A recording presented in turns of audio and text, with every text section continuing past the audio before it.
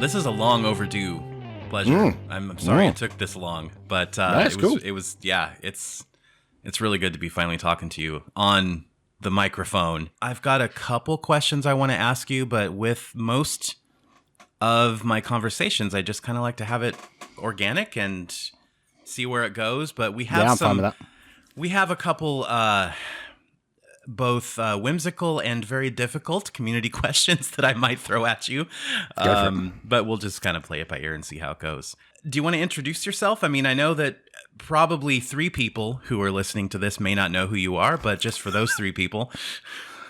I don't like to elevate my status. I'm just some guy on the internet who happens to work for Canonical, and I've worked on Ubuntu for a while now, been around in the community and got hired to work at Canonical. And since 2011, that's what I've been doing. 2011, so 9 years. Yeah. 9 years. And Ubuntu's been around how long? 15. 15 years. Okay. Yeah, since 2004. I think the apocryphal story is that Mark Shuttleworth came up with the idea for Ubuntu while he was on a ship heading to Antarctica or something. I don't know. Really? Yeah. That's some folklore right there. Wow. Yeah. So I guess your official title is Snap Advocate, right? Developer advocate, I think. Developer advocate. Okay. Yeah. But you do a lot more than just talking about snaps and getting the word out, right? I mean, what is kind of, if there is one, what's a typical day in Alan Pope's life at Canonical? Or is there a typical day? So I feed the cat, take the kids to school, and not necessarily in that order. And then I grab myself a coffee, walk upstairs into my glorious office and start work. And I've learned over the years to partition my day up because it's very easy to get distracted by forum threads, Telegram, mailing lists, drama and all kinds of stuff. So I try and carve my day up. Often in the afternoon, there are a few meetings because the Americans wake up. But in the morning, it's usually mostly to myself. And that may be writing blog posts, making videos, updating documentation, answering support questions. It could be anything. But I try and carve the day up in such a way that I have blocks of time that I can dedicate to doing particular things, like, writing blog posts and so on. So I've been around in the Ubuntu community for long enough that it's not just about the job that I do during the day. I often spend a bit of time in the evenings hacking on stuff and, communicating with the community. So in a previous role, my job title was community manager, and I still kind of have that in the back of my head. I still do some of that in my spare time because, as I see it, there are people in the community who are contributing to open source outside of their day job. And while some would say it's good for you at 5 o'clock or 6 o'clock to put down your tools and go and spend time with the family, I'm terrible at that. And I quite enjoy engaging with people who are contributing in the community because they're giving up their spare time. Right. So I don't think it's unreasonable that I give up some of mine. And in a way, I mean, it helps you kind of empathize with those other developers, right, who are doing this in their spare time. And you can kind of get a closer connection with how they operate and how they feel about what they're doing, right? Yeah. And when I started working at Canonical, I was already a community contributor. So I was already someone who was giving the most valuable thing we have, which is the time we have on planet Earth. Yeah. And so when I'm now being paid to do it during the day, which is great, but equally I still feel like I could contribute more outside of work. And so I do in between, running the kids around and, the usual kind of stuff, making dinner for the family. Yeah. I mean, it's interesting because I've always, since I started this whole crazy Linux journey of mine a couple years ago, I've always kind of seen you as almost a spokesperson for Ubuntu and Canonical, and not necessarily as the, developer advocate, Snap advocate, community manager, but more of someone who speaks and represents Canonical, even if it's not in an official capacity. Yeah, I think that's a byproduct of being my past role in the community team, We used to have a really significantly sized community team. There was like 6 or 7 of us. And that reduced over time when in 2017, when the company size was reduced. You know, that was a difficult time. But some of that stuff still needs to be done. And you still need to engage with people. But also, I love it. I love hanging around in Telegram channels and answering people's technical support questions and sitting on IRC. And it is a blast. I love doing it.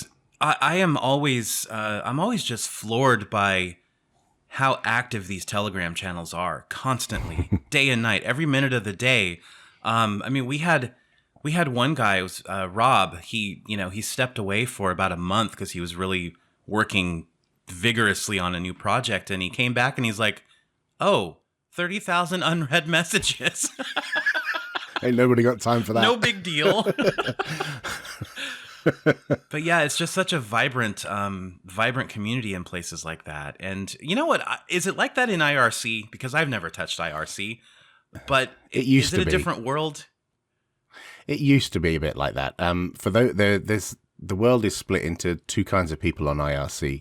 Those who launch their IRC client, use IRC, and then close the client. And then as soon as they close the client, it's like you hiding behind a blanket in front of a baby. Like as soon as you can't see it, it's not there anymore, right?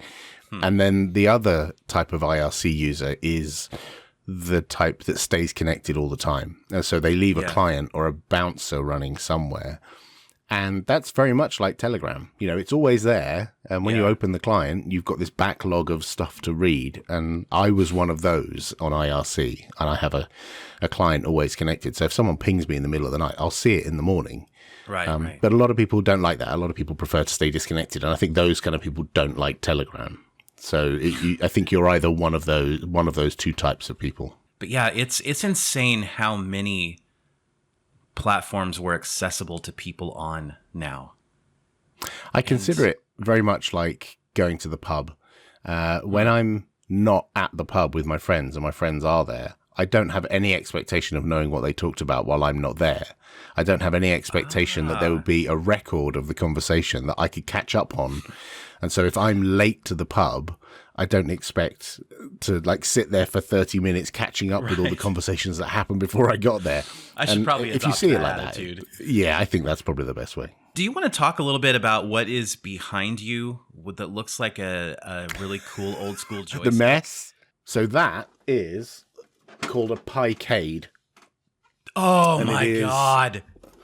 It is a Raspberry Pi. And so inside there is a Raspberry Pi strapped to the back of the door down here. And there's a soundboard and an interface board and an LCD display. And there's a battery in there as well. So I can take this anywhere. And it basically runs emulation station and all the arcade emulators. Oh my! So, you just might have finally made me want to build something cool with a Raspberry Pi. Yeah, it's one of the only things where there's a permanent fixture of a Raspberry Pi in it. I'm never going to take the Pi out of that thing. Did you assemble that and create that? Yeah, I just bought it as a kit, and I sat on the living room floor, and you get all the pieces, and there's a video that teaches you how to do it. So I just had a tablet there with the video running and pause it while I screw it together. It's so it's not intellectually challenging to put together, other than wiring the buttons up wrong. So up is down and down is up, but it's good fun. The other retro thing that I love is this, which is a Clockwork game shell, which is a single board computer in a plastic case that you put together yourself. And it's got a display and buttons like a Game Boy, but it actually runs Debian and has emulators and a front end. So it launches into a graphical environment, like big buttons, and you just press the button to launch the emulator. It's amazing. And because it's the Game Boy form factor, it's very easy to just sit and play. Man. Yeah, I'm big into retro gaming. Yeah, I can tell. If someone did that kind of if someone did the type of project with a Switch form factor, I would just take my money. Here's my money for it. Doesn't have to be 16 by 9, but just that Switch form factor, that really portable, semi-widescreen, I guess. That would be really neat. I want to ask you, before we get into the tough questions, Alan, I want to ask you some community questions that the people contributed. From Alex, what is your go-to drink when waking up? Oh, the short answer is always coffee, first thing in the morning. Yes. But I am a heathen. I'm not a coffee snob. So I'm fine drinking instant. I don't have to have like cold pressed or French press or anything like that. You just long as like it's put the granules caffeinated in. Yeah. Yeah. So long as there's hot water in Gotcha. it, then I'll drink it. I will, in a pinch, drink Nescafe and be happy with it. I will admit that on camera. So I guess I just have, my taste is just shockingly terrible, but there you go. Reuben or club sandwich? What's a Reuben? I don't even know what a Reuben is. I don't know what a Reuben is. Hold on. DuckDuckGo that. It's an American grilled sandwich composed of corned beef, Swiss cheese, sauerkraut, and Russian dressing with rye bread. That sounds really good. I don't think I've ever had a Reuben. I've certainly had club sandwiches, mostly in hotels when I can't be bothered to leave the room and I just order, send me up a club sandwich and a beer. You can I don't think you can go anywhere in the world without having a club sandwich available on room service or something. It's incredible. This is from Olsey. What is your favorite tech, new or old? Well, I've got I would probably say ThinkPads, because I look around the room and I can see half a dozen of them. So that's got to be the answer to that question. Gotcha. I have a number of ThinkPads and I collect them, and I obsessively scour eBay for old ThinkPads to play with. It's the older models that you're more drawn to. Actually, I like a nice spread. In fact, although the newest one I have is from 2015, so yeah, the short answer is yeah. Okay. Anything from 2015 older, and most of them run either XP or Windows 98 or Windows 95. Oh, wow. They're really quite old and crusty, and yeah, I have quite a nice little collection. So, like, if I were to ask you, what is your favorite Ubuntu laptop? Well, I should clarify, not necessarily a laptop like the XPS 13 Developer Edition that is sold with Ubuntu, but just your favorite form factor, your favorite laptop to run Ubuntu on as your daily driver. So I would say the X series ThinkPads. X220 was the previous laptop I had from this, which is actually sat just there. And the X220 was the last one that had the traditional ThinkPad keyboard before they moved to chiclet with the 230. It's getting a bit long in the tooth now. The X220 has a Sandy Bridge CPU, only supports 16 gig of RAM, which is still, quite a lot. Yeah. But you could put 2 SSDs in it, and some people have done hardware mods to upgrade the display to 1080p because most of them come with 1366 by 768. But yeah, I think my brother-in-law actually did that with an old ThinkPad. Oh, really? And he was he just said it felt brand new after that. He replaced the battery, replaced the drives, replaced the display. And I need to do that. I need to do that to mine. All right, so let's talk about snaps. Because there are some elephants in the room that maybe we can get under control and get some clarity about. And I know that Ubuntu, it seems like, always has kind of a big target painted on its back. It's the easy distro to pick on, and I think that based on some of the questions I received for you, there might be some misconceptions or just some misunderstandings about Canonical and snaps in particular. So that's possible. It's also possible people just don't like us. And it's also possible people think based on past actions, things we've done in the past, that people think we're going to do similar things in the future. So, I think it's always good to clarify those things for sure. Fire away. Why is the Snap store not open source? That's a good question. I don't have a definitive answer, but I know we've previously developed things that have not been open source, like Launchpad, And there were calls from the community. Launchpad for a long time it's the code hosting platform, the bug tracker, and everything for Ubuntu. And there were calls from the community to open source it. And why is this thing not open source? And people could run their own instance of Launchpad. And we open sourced it. It was a lot of work, but it was open sourced, and it still is, and it's maintained as an open source project. And as far as I'm aware, there are 0 other instances of Launchpad existing in the world. Like, we went through a lot of effort to open source the thing, and nobody actually uses it. Now, you can come up with reasons why that's the case, and partly because back in the old days, it supported Bazaar, BZR, as the revision control system and not Git. It now has support for Git, but it's a bit too late because by then GitHub, GitLab, and loads of others had already overtaken Launchpad in terms of number of users, mind share, usability, in every way. So maybe we open sourced it too late, maybe. And there's a similar thing with the Snap Store is even if we open sourced it, would people actually run instances of the Snap Store? And I realize that's only one argument, and some I can hear some people shouting into their podcast players right now, that's not the point. You should just open source it anyway. You should just make everything open source anyway. But there's a lot of work for us to do in order to maintain that open source project. And I think the benefits aren't significant enough to make it worth open sourcing. There are other parts to this story. The Snap Store is very tightly integrated with Launchpad. So when you submit applications, there are things that happen inside Launchpad. And so it's very closely tied to Launchpad. So if you did want to stand up the whole thing, you would probably want to stand up Snap Store and Launchpad at the same time. And that's a big beast. Launchpad is a monstrous beast to run. It is possible to run it on a single laptop, I think, but you have to have a big laptop and it wouldn't run very well. And then further to that, part of the reason why we wanted to have a centralized store is because we've had experience of having lots of diverse repositories. And one of the problems that the Snap Store is trying to solve is the problem of discoverability. Users want to get the latest and greatest, freshest software, and users don't tend to go grubbing around in GitHub releases pages or some download page on a website somewhere in order to get software. They want to open an app store just like they do on a phone, find the icon for the thing they want, click on the icon and it to install.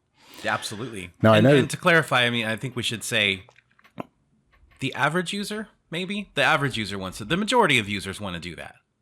Yeah, totally. And we really want lots of people to use this thing. So we want to appeal to lots of people. And I know I can anticipate the further shouting at the podcast players is, but Flatpak have this and they have multiple repositories. And my point is that actually replicates the PPA system that we had that wasn't successful. And PPAs are not discoverable. Like if you wanted to install the latest NVIDIA driver or latest version of Golang or Rust or something, if there was a PPA for that thing, how would you know that? There's no way it's exposed on your laptop. There's no way as a developer you would know that that's the place to go and get that software. Whereas when you have a central app store, you can just search, find it, install it.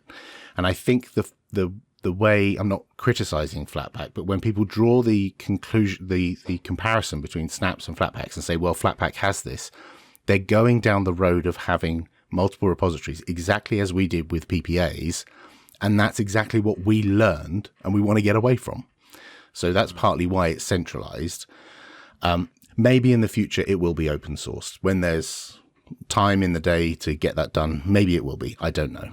Personally, I will be happy when there is no more reliance on PPAs to get any of the software that you need. Whether that's, even if we're talking about the bleeding edge graphics drivers, not having to add those 2 or 3 different PPAs, for example, that I don't know what they're called. Paolo Diaz PPA for the Radeon Mesa drivers and, that kind of stuff, right? If it's just, and you guys are definitely taking a steady march towards making all of those pain points go away.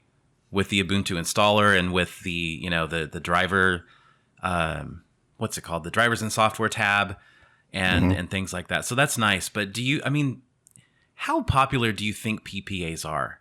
How widespread are they? How often are they actually used by?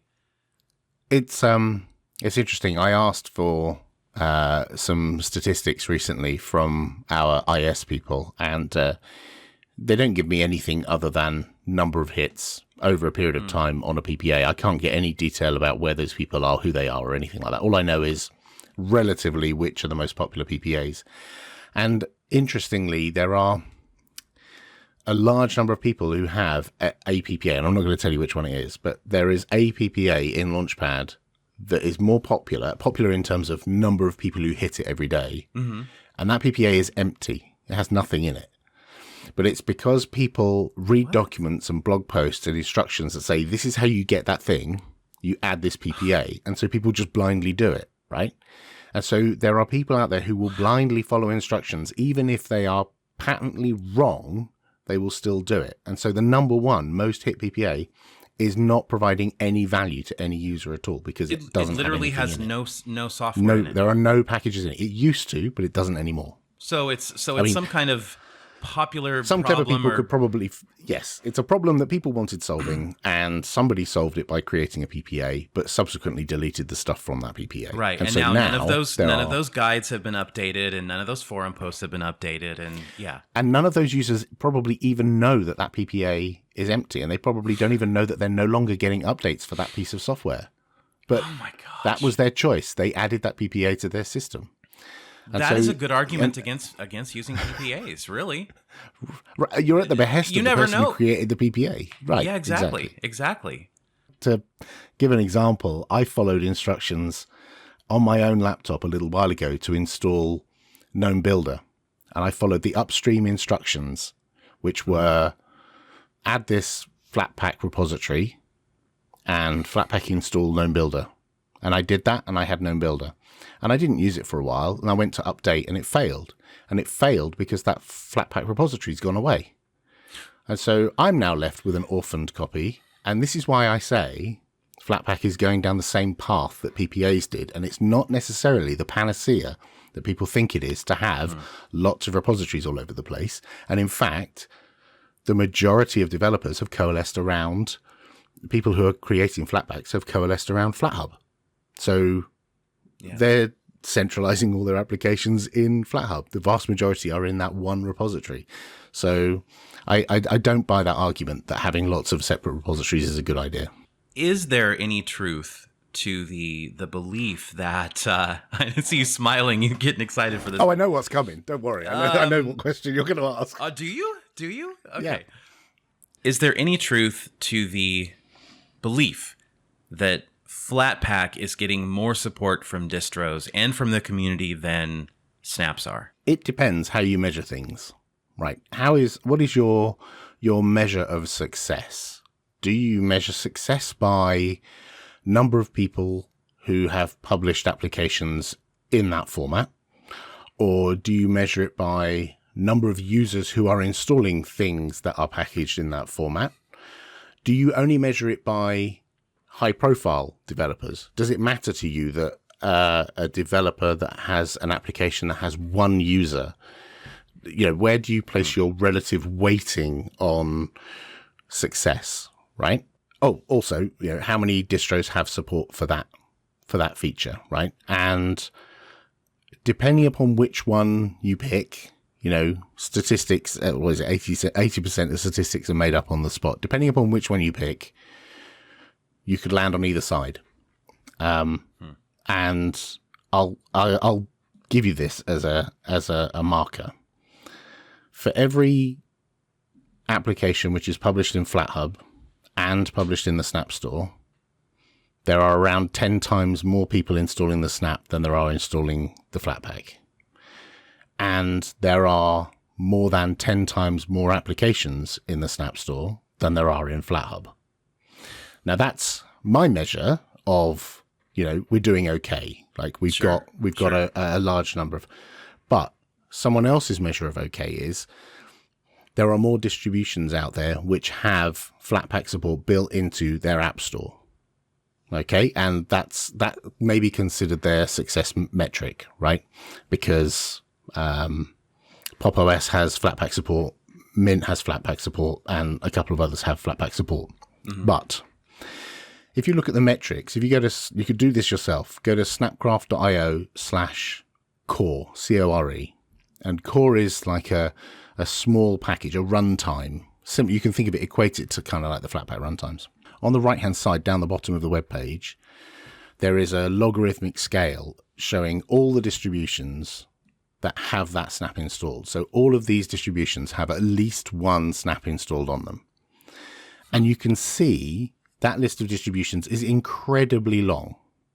So while you could argue, yeah, okay, snap support isn't baked into all these distributions, people are still going out of their way to add snap support in order to get applications on those systems. So people do want this thing, even if it's not baked into the distro. And that, to me, is a measure of success. If people are going to go out of their way to install snap support on Red Hat Linux, then we're doing something right. One thing I would say, whenever we're talking to software developers about packaging their stuff as a snap, we never, ever talk down the other options. The other options are there. You could build an app image, you could build a Flatpak, you could build a deb. We talk about the benefits you can get from having something as a snap. Mm-hmm. But if someone wants to build something as a Flatpak or a deb or an app image, go right ahead. We're not trying to get people in exclusivity agreements. We're not like Epic or anything like that. Right. We want the applications to be surfaced to users, because the ultimate goal of this is getting software in front of users and making it easy for users to discover new software. That's the whole point of this thing. You know, I'm not a developer of any kind. I know very little about the technicalities of this kind of stuff, and I think it might be interesting to hear what kind of work goes into packaging up a piece of software for a snap and for a Flatpak. Is there, is it any kind of increased load on the software developer to say, okay, I'm going to make both a snap and a Flatpak? Are they, completely different systems?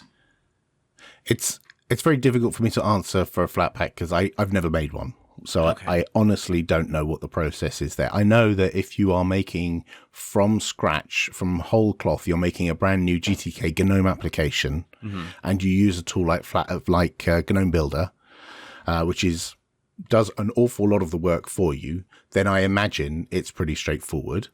If you are a developer of an application that's not written in GTK, that already pre-existed, and you want to create a Flatpak, I imagine there's documentation, right? So I imagine it's not that painful, because plenty of people have done it. There are hundreds of apps in FlatHub, and so it can't be that hard.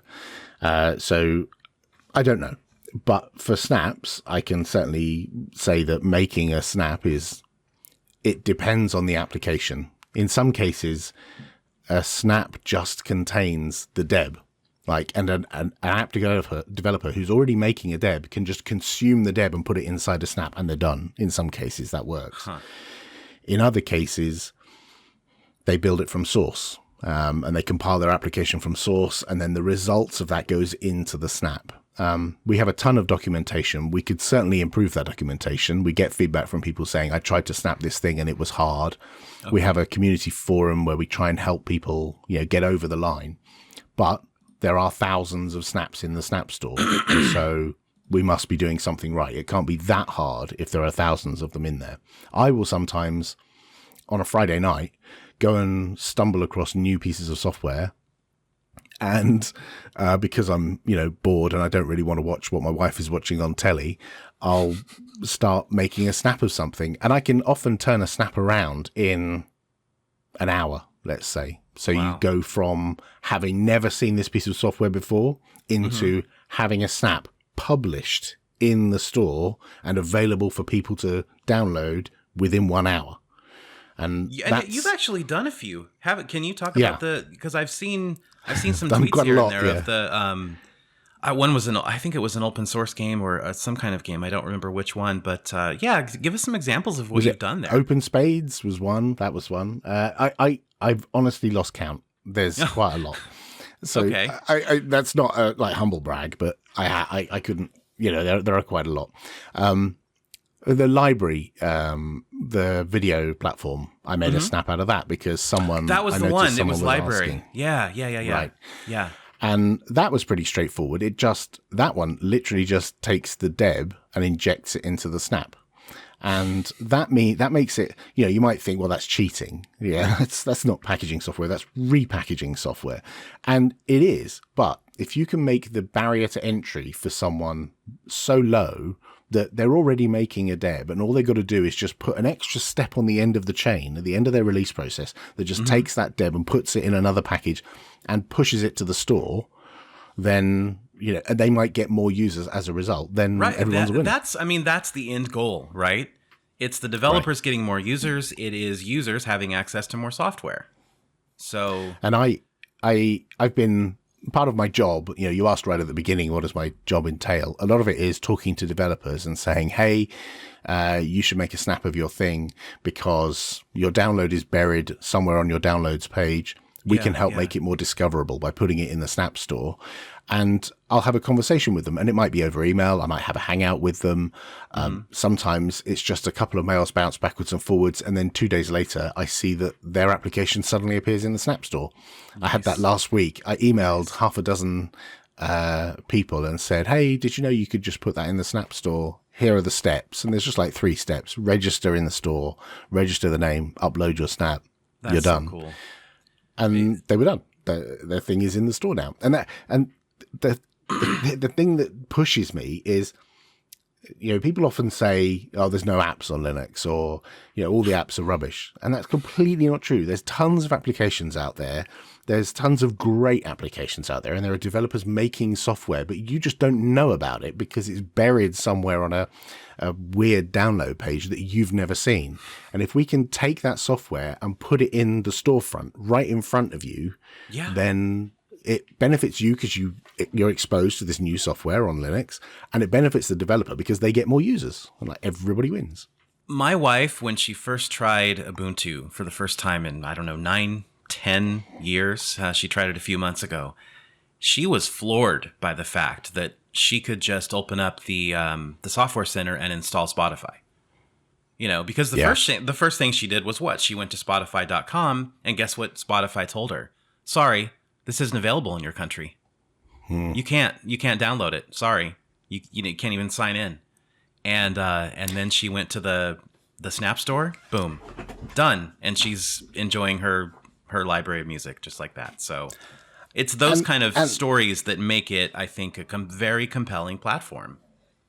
And I get it that there are people who Linux software purists who don't like change, for want of a better word, and dislike certain features about the Snap Store. And I'm sure you've got other questions coming up with specifics, and that's fine. I'm happy to answer those.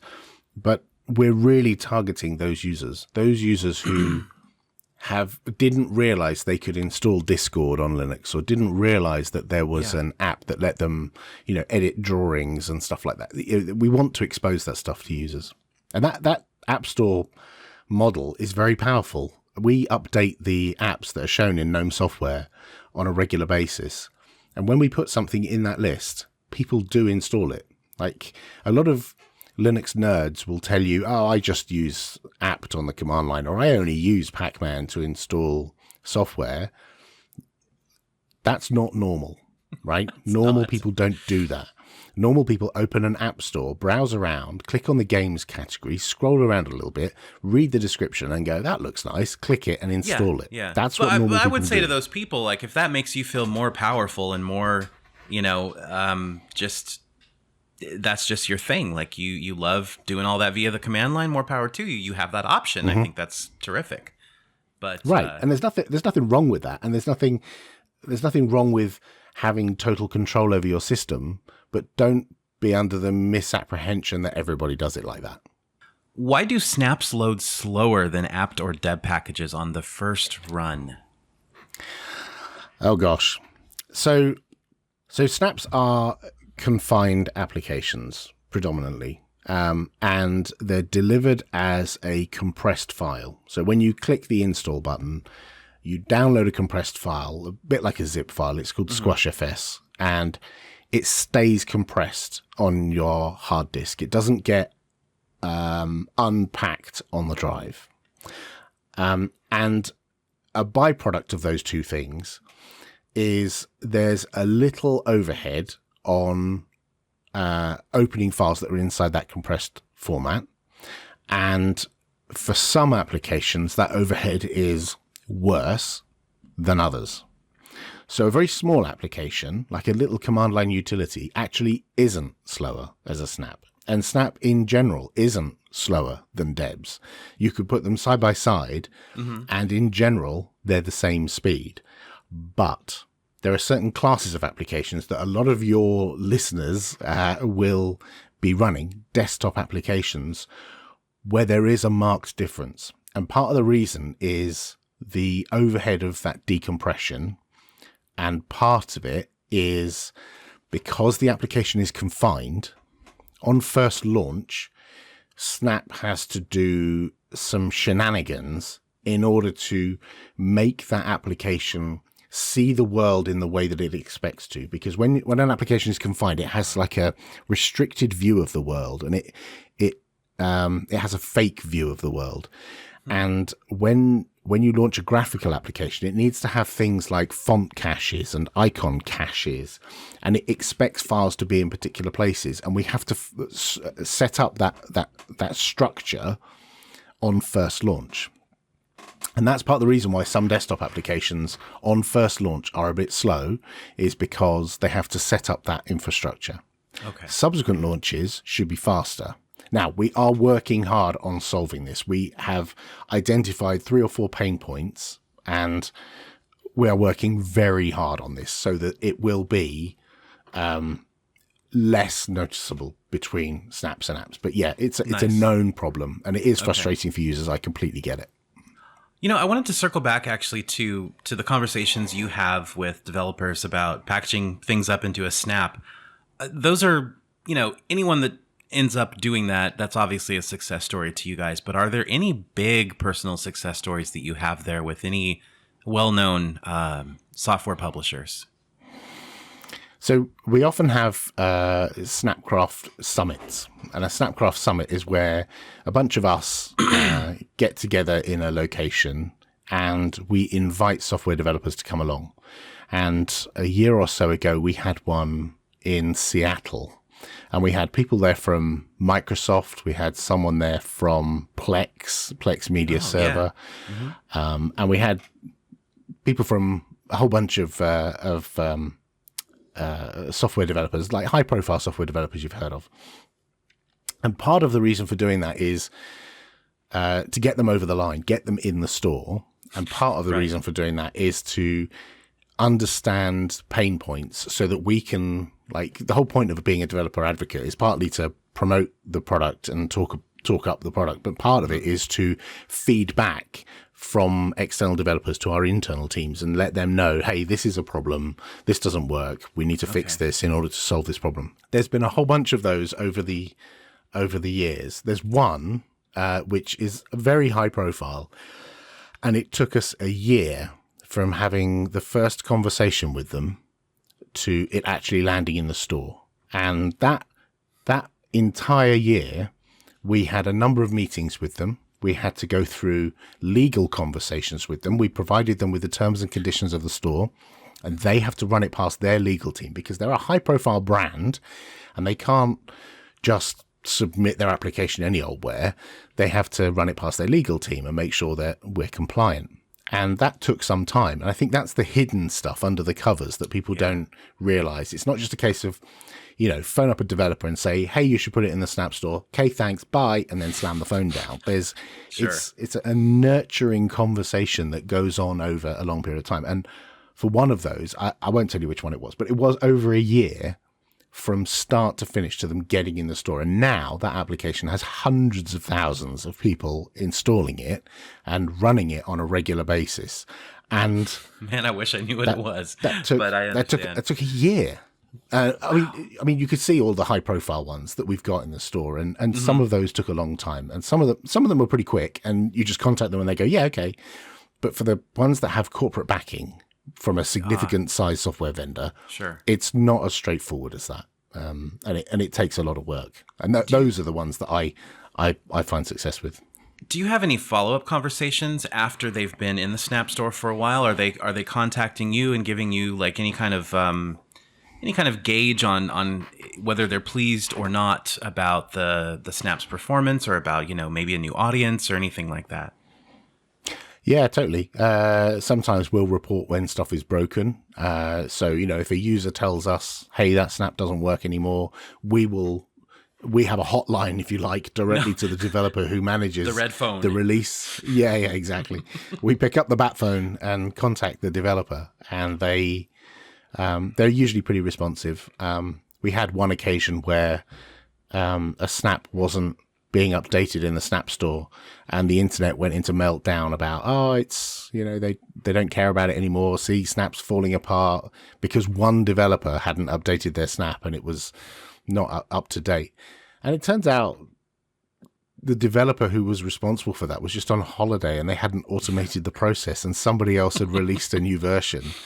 And he didn't realize they were going to release a new version while he was on holiday. And it's like, okay, there's improvements to the process there. You could automate things and move the labor around the company, so it's not just one guy's responsibility. There's things you could do to fix that.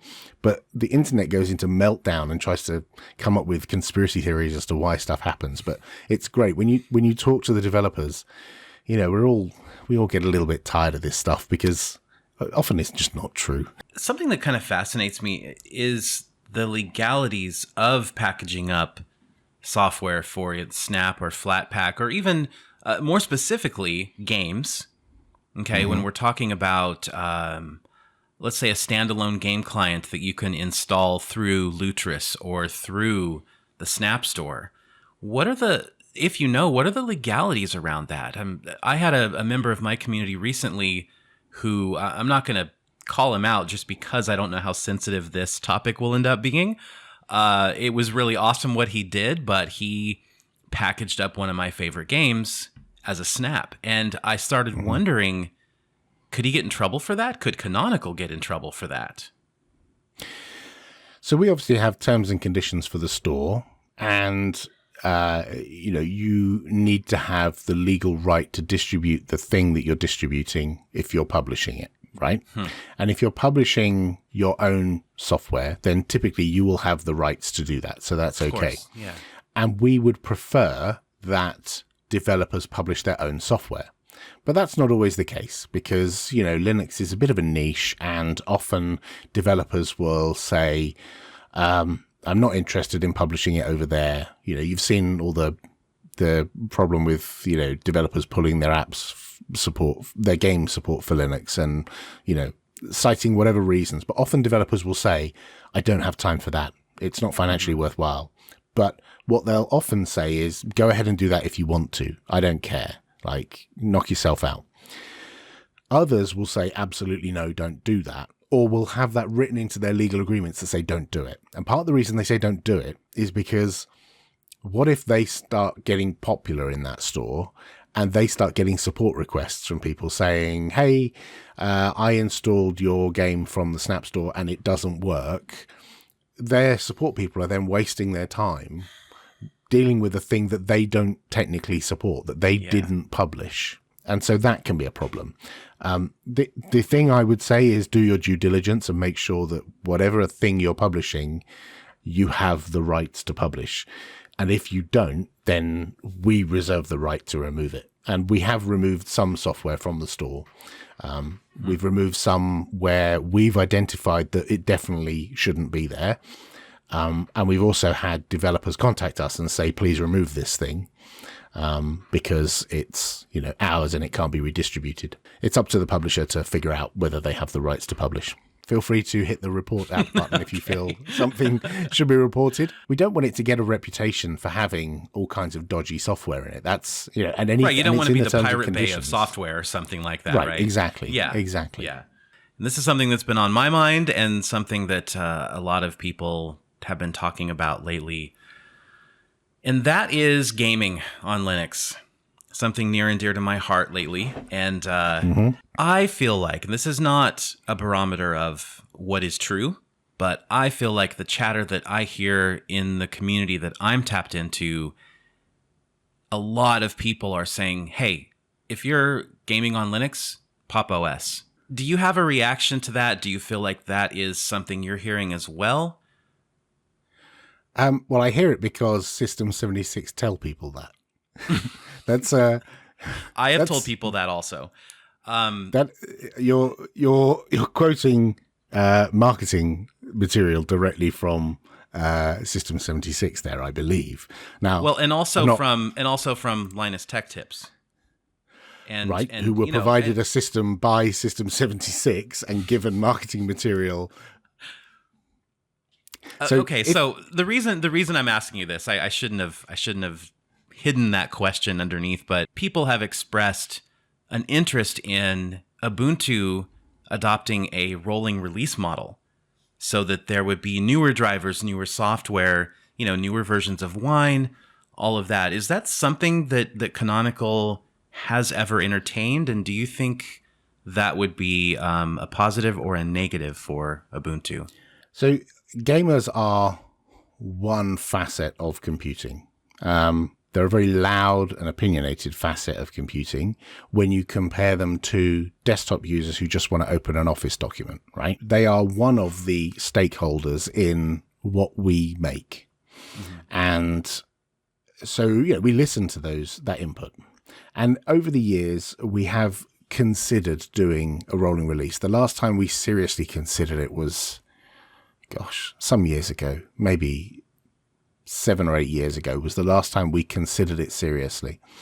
And part of the problem is software vendors actually, some of them tie their software releases into our release cadence. They know that there's an LTS coming up. They know that there's a release coming up, and they schedule their releases around our software releases because they want to be available for that version of Ubuntu. I think it's certainly something we need to look into again. I've had a chat over beer with Martin about this multiple times, about do we change from being a 6-monthly cycle to maybe having something where there's an LTS and then you're just rolling in between one LTS and the other, and you're just aiming for the next LTS. And then if you want to, you carry on rolling to the next LTS. But it's difficult because for a long time, we've had these 6-monthly releases and a lot of people rely on those 6-monthly releases. So, it's a balancing act because while this might be good for gamers, it might not be good for a whole raft of other people who rely on using Ubuntu.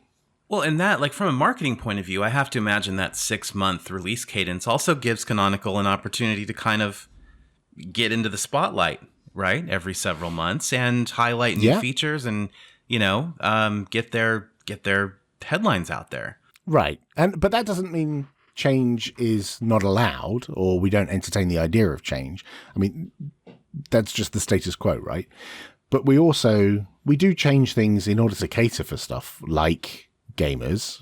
We recently made it more easy for the Foundations team to backport newer versions of the NVIDIA driver to LTS releases of Ubuntu. And that benefits anyone who's got an NVIDIA card. Now, I appreciate that some people are not serviced by that driver and use other GPUs from other vendors. And sometimes there's going to be a window in the Ubuntu release cycle where that ISO is no good for you. And I'm sorry about that, but that's just the way it is. We can't shift everything just because AMD have brought out a new GPU. That's not the way the release cycle works. There's too many other moving parts for us to just down tools and say, okay, everybody stop. AMD have a new driver, everybody stop. Because for the vast majority of users, that doesn't matter. Do you guys have a line of communication with the AMD Linux team? And I mean, you have a pretty big heads up then when those new releases are coming down the pipe, right? Okay. Right. And we, it's just as difficult for us to ask them to move their release as it is for them to ask us. They wouldn't ask us to move our release, just like we can't tell them, could you please change your marketing strategy? However, can you please change your release date to April Yeah, 2020. exactly. Because, But we've there, got but this there new are LTS.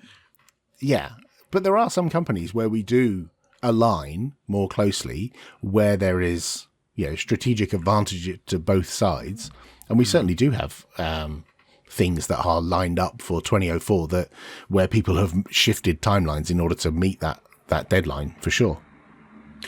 Speaking of 2004, I have to just say that I love the default Yaru look. I've seen a few of your videos, and the clean install just looks so good. It's got that just, splash of little, like a purple gray, and it's really nice. But one of my listeners asked, how deeply involved are you guys in the development of the GNOME desktop? So the Ubuntu desktop team is a bunch of people who've worked on GNOME for a long time. We work with the upstream GNOME project. We have people on the desktop team who commit patches to upstream GNOME. We're active on their bug tracker. So yeah, we're super active members of the GNOME community, just like all the other stakeholders, like Elementary, like Endless, like Fedora developers. We're all just as active as the others. I know there's this whole meme that Ubuntu doesn't contribute to upstream projects, and it's a thing I've heard 1,000 times for 15 years, and it's still just as wrong as it was 15 years ago.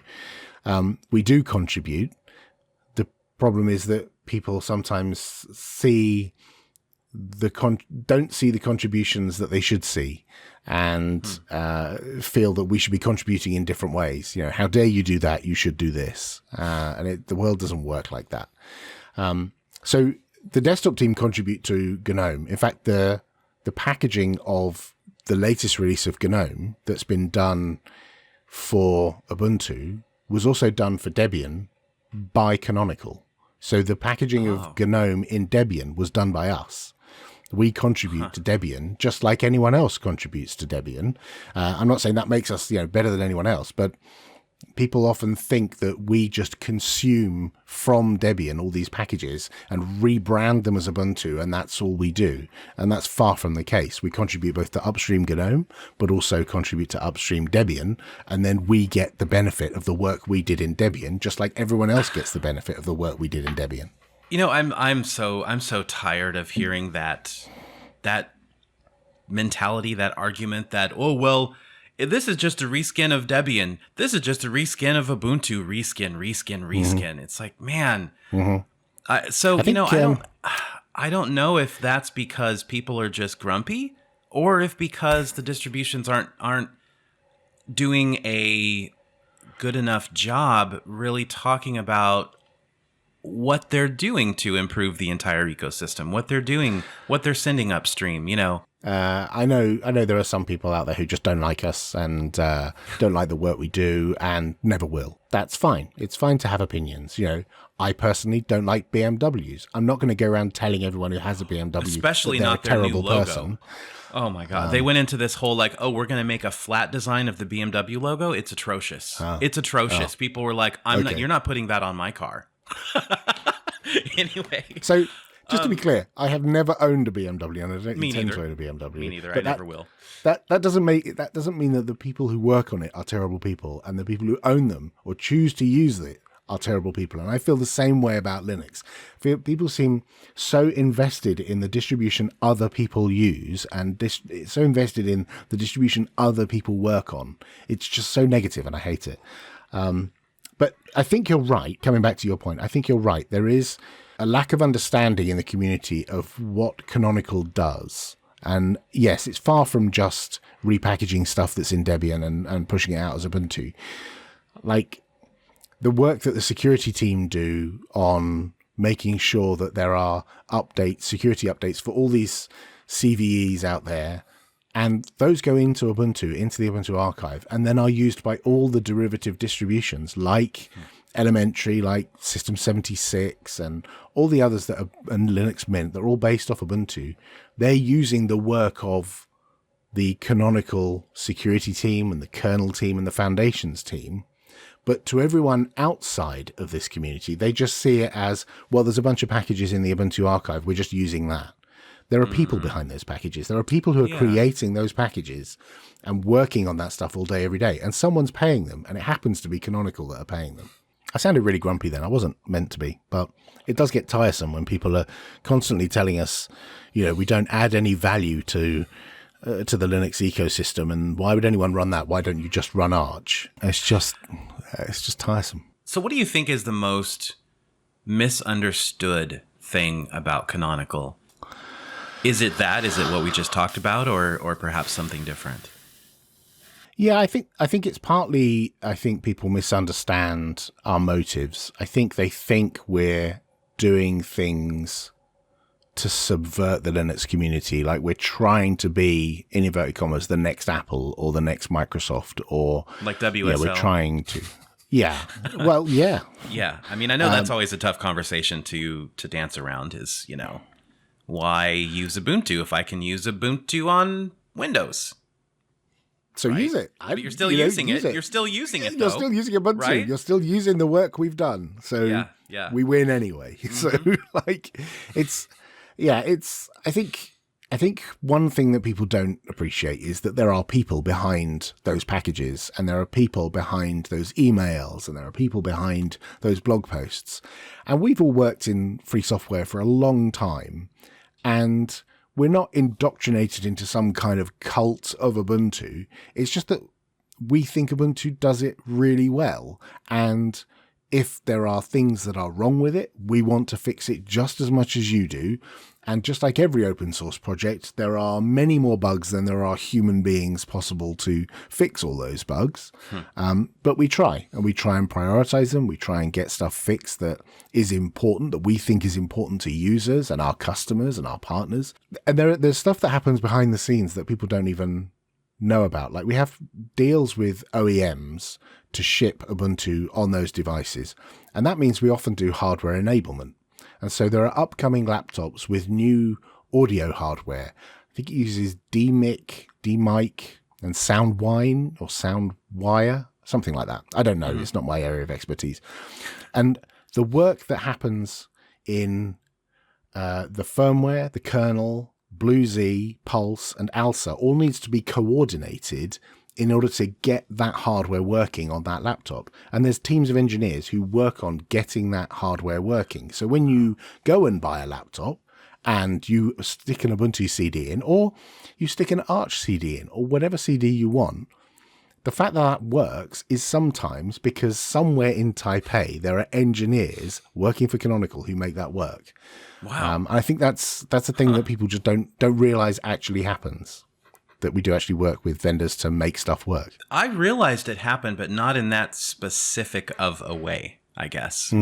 That's really interesting. There's an office in Taipei where they have piles and piles of laptops before they're ever released to the public, prototype laptops from all the tier 1 vendors. And we do our best to ensure that the hardware works on Ubuntu on all of them.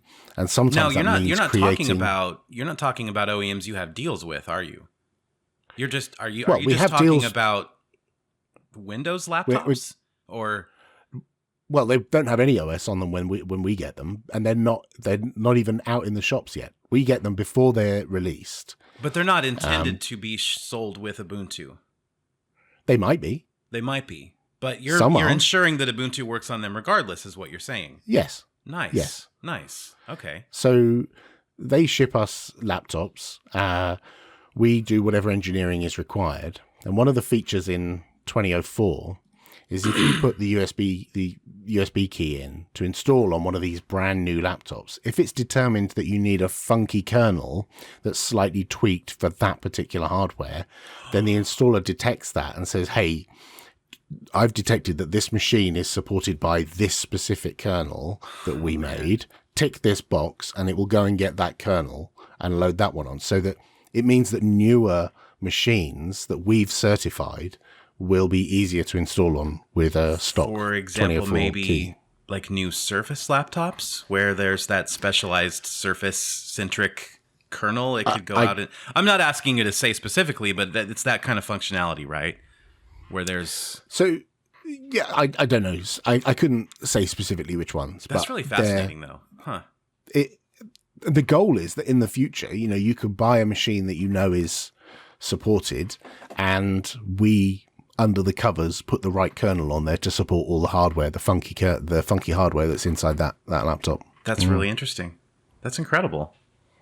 All right, Alan, I have one more tough question for you, and that's it. And it's a real doozy. I didn't think we'd got to the tough questions yet. Really? Okay. How can you prove that Ubuntu is the most popular Linux distribution? So I guess this is because, I don't know. Oh, man, this is a good question. How can you prove? Because we do hear that a lot, right? And I think that common sense dictates that, yeah, Ubuntu probably is, but there's you also see headlines and you see press releases from people like Zoran saying, "Hey, Zoran OS 15 has hit almost 1 million downloads in 9 months," and I think that's impressive, but I don't have any kind of metric to compare it against. So. Yeah, it's difficult because numbers are generally commercially sensitive for any organization. It's different for a one-man band or a tiny Linux distribution that, wants to, talk up where they've got to. They've hit a milestone, we've got 1,000 downloads or we've got 1 million downloads or whatever it is. And they want to talk that up to let people know that people are downloading this thing. What I would say is downloads are a terrible, terrible measure of your popularity. Yeah. Having seen the web stats for the Ubuntu ISO downloads, they in no way translate to users. There's no correlation between the number of times your ISO is downloaded and the number of people using it. Yeah, actively using it, right? Because, in the last several months, I have downloaded various versions of Ubuntu probably 10 times. And I'm just one user. So yeah, right. And I've downloaded the ISOs, the non-release ISOs multiple times over the last week to do my videos. You can look at third-party things, like you can look at the Steam survey. I wouldn't look at things like the contributions to ProtonDB because they're a different class of user. They're the tweakers. They're the tweakers going out of their way and a to lot make of them. Yeah, and a lot of them will run Arch or Manjaro or something like that.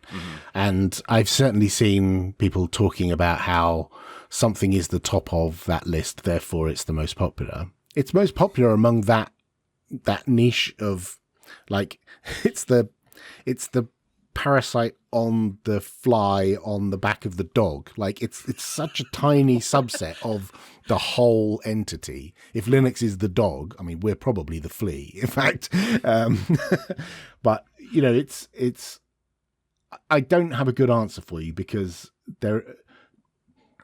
I always try and cite third parties who have good data, and third parties that have good data are things like Steam Survey, Wikimedia, various net surveys, anything which is a popularity contest where you click on things, dismiss out of hand because they can be easily gamed. For example, DistroWatch.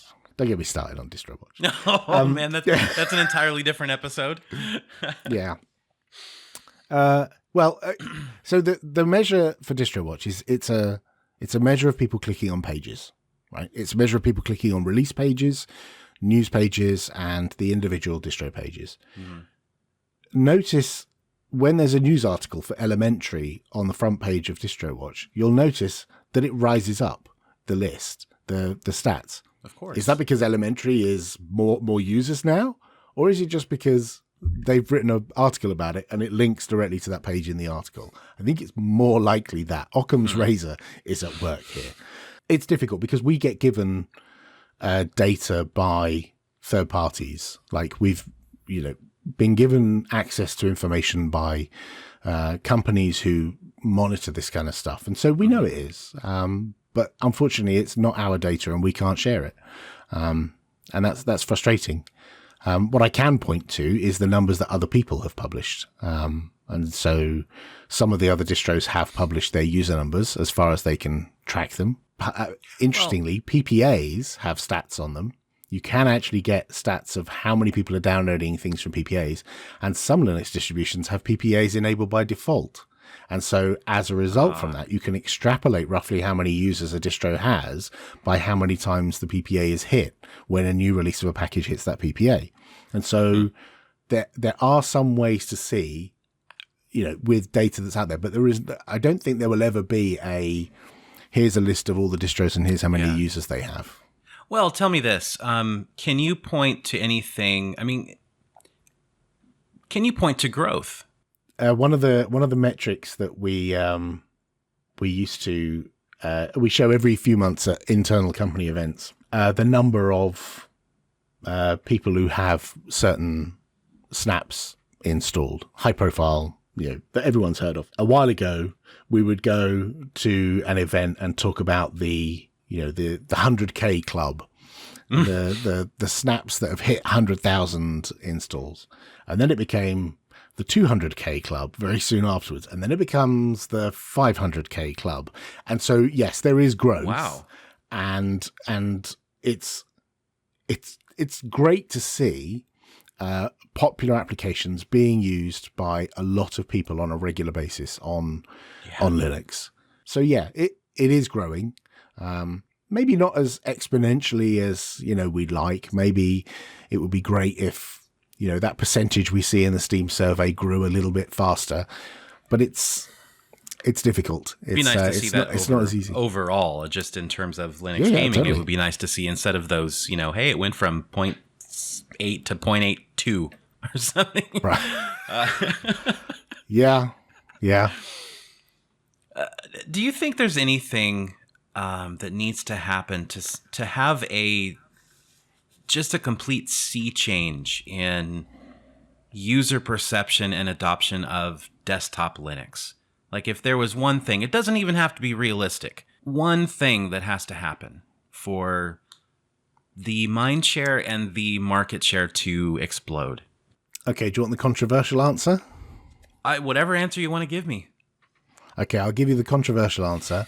Good. Stop making other distros and only focus on Ubuntu. There's your controversial answer is forget all the other distros. Oh, yes. Okay. Only promote Ubuntu. There you go. If you promote all these other distros, all these other niches, then it's very difficult. You paralyze the users with choice. If you give them just one option, just like there is one option for Windows and there's one option for OS 10, Mac OS. Yeah. Give them one option. That's the contentious one. I mean, I don't know if I would call it contentious necessarily, but it would be among people who don't use Ubuntu.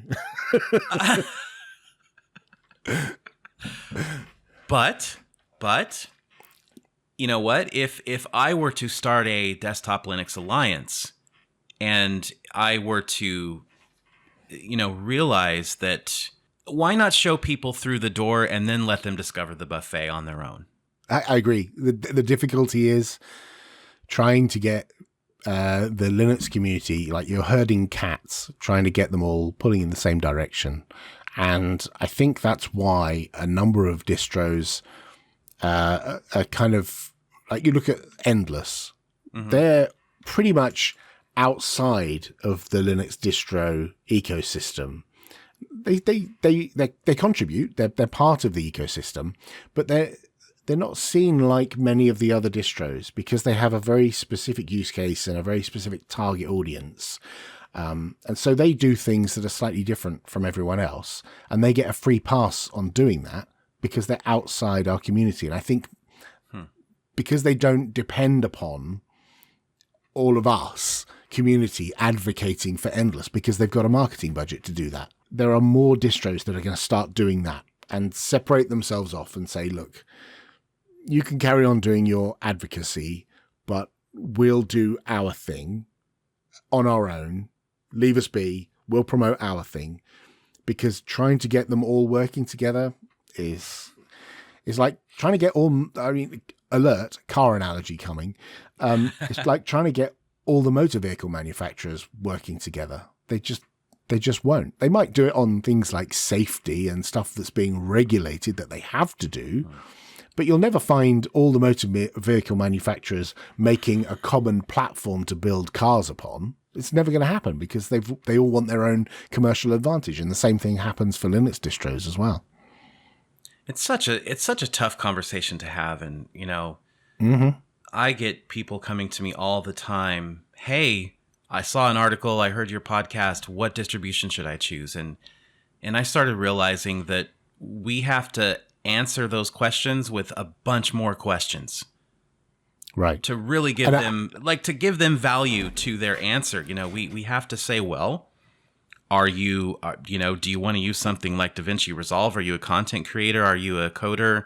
Do you like how Windows looks? Do you like how Ubuntu looks? Do you like how it's just, there's so many questions because it's so fragmented and there's so much crippling but amazing choice there for people.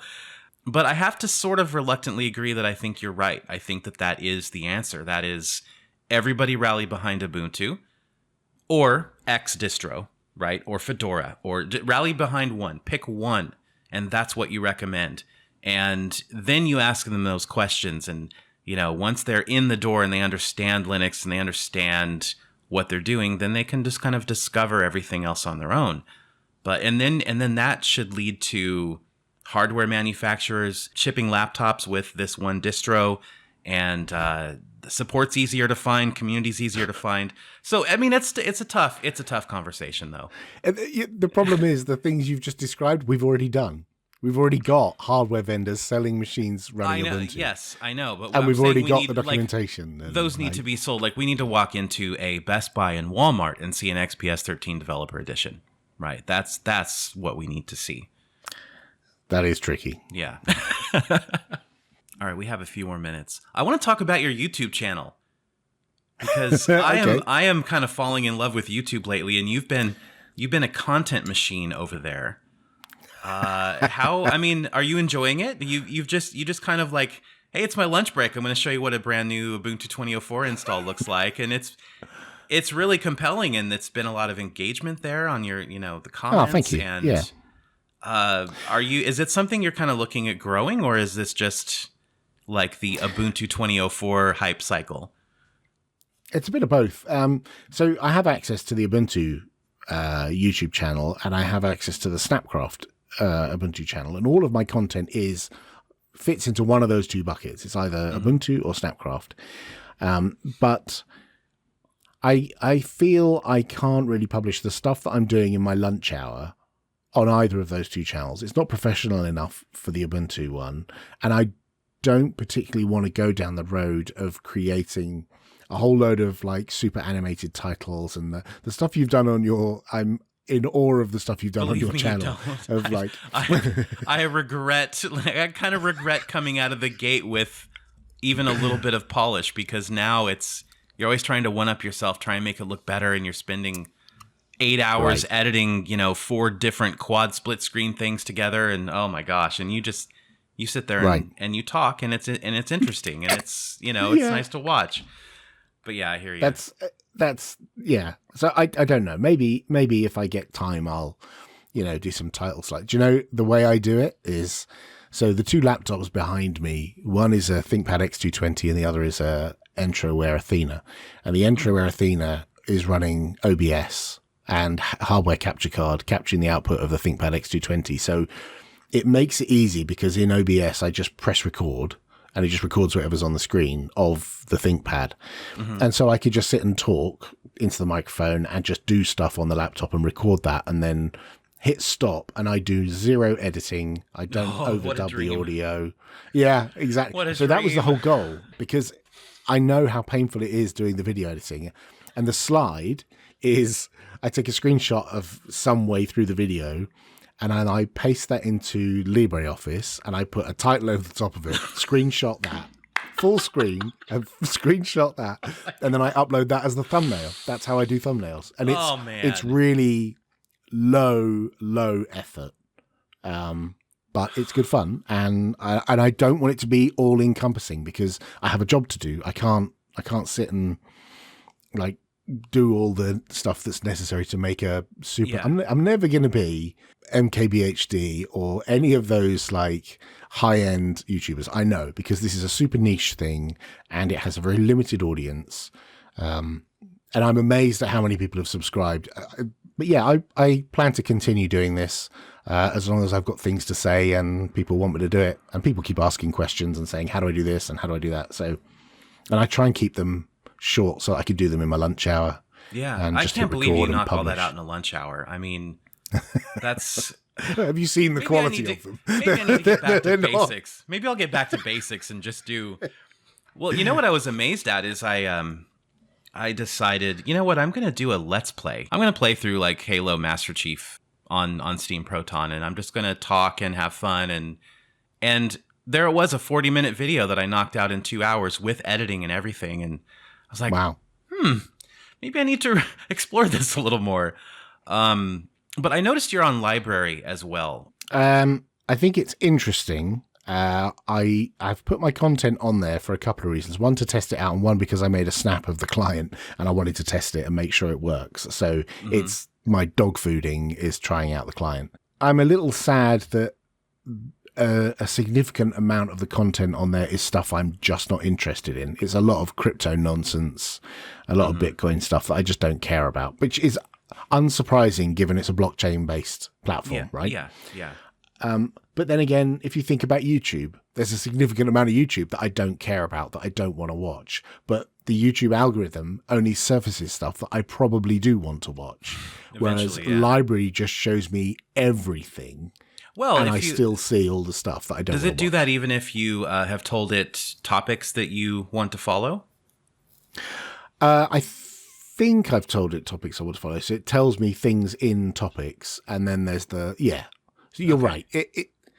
You can filter it a bit better than just showing you everything. I think it depends on where you're using it. You know, like if you're using it on the desktop versus on the Android app or something, it's kind of a different presentation, what it shows you. But I wish that there was more engagement there, because their comment system seems to be just non-existent or broken, and there's, no notifications or anything like that. But one really interesting thing that I've discovered there is the tip system. The generosity of the people, even though they're not shouting comments at you and they're just watching and they're leaving a tip. But I've noticed that once I converted the LBC that I have from those tips into, BTC, Bitcoin, and then into like regular fiat currency, right? If I were to take all of that out of my wallet and turn it into real money, I would have more from Library tips than what I have made on YouTube since I got monetized, with 20 times the audience and 35 times the views. The fact that it's based on like magic internet beans and not proper money is... What are beans? Yeah, exactly. Yes. Oh, I haven't uploaded that one. I should upload that one. It's weird. Until I started doing content on YouTube, I never looked at it as a social platform. A social media platform, but it kind of is in a sense. Yeah, it's really interesting. And people come back, and you'll get people who give repeat comments or refer back to and reply to other people and say, "Oh no, Alan covered that in 3 videos ago" or something. It's great. I love it. All right, Alan Pope. Last question. What's your favorite Ubuntu release of all time? I don't know who asked this, but it's a great question. Oh, no, it was Eric Londo. Eric Londo of Linux++. Linux++. Yeah. Right. Yeah. What was your favorite Ubuntu release of all time? Not the most performant or modern, but just the one you were most excited about. Oh, man. That might be the toughest question. Yeah, it is. Totally is. Like, obviously, marketing and PR answer is the latest release is obviously the best one. Yeah, 2004 is the best one. Everyone should use that. I think probably 1404. Before my time. It had Unity that had matured enough that it was robust, stable, performant. There are still people running 1404 now. Like nearly 6 years after it came out, there are people still running 1404. In fact, and they have another 4 years, don't they? Is that how? Yes, 10 years for ESM. Yeah. And did you know? This is a thing that I don't think many people know. If you're running an ESM-supported release of Ubuntu like 1404, I'm not using this as a segue to an advert, but if you're running 1404, you can have ESM, extended support, for free for up to 3 machines, And if you're an Ubuntu contributor, you can have it for free for up to 50 machines. 50. Yeah. 50. And you'll get those extended support lifecycle for the additional 5 years if you're an Ubuntu contributor. Well, I like to end these conversations by asking how people can get involved with Ubuntu and contribute, because there's obviously plenty of opportunity for that, right? But is there anything specifically right now that you guys are looking for? Yeah, right now, I'm going to do a video later this week. Okay. Right now, we're getting close to 2004, and so one of the things that needs doing is a focus on translations, because you know, I'm an English speaker and I have everything set to English, but obviously around the world there are other languages which are just as important, whether it's Spanish or Brazilian Portuguese or French or German or whatever. And we have large communities in those regions that speak those languages. So I think if people can spend some time, if you are multilingual and can do the translations, that would be super helpful, beneficial way that's non-technical. It's not hard to do translations, and it's a really great, easy way to contribute to Ubuntu. Well, I think, I mean, I could probably sit here and talk to you all day, but anyway, thank you so much for coming on. It's been no worries. It's been a blast, and we should do it again very soon. Absolutely.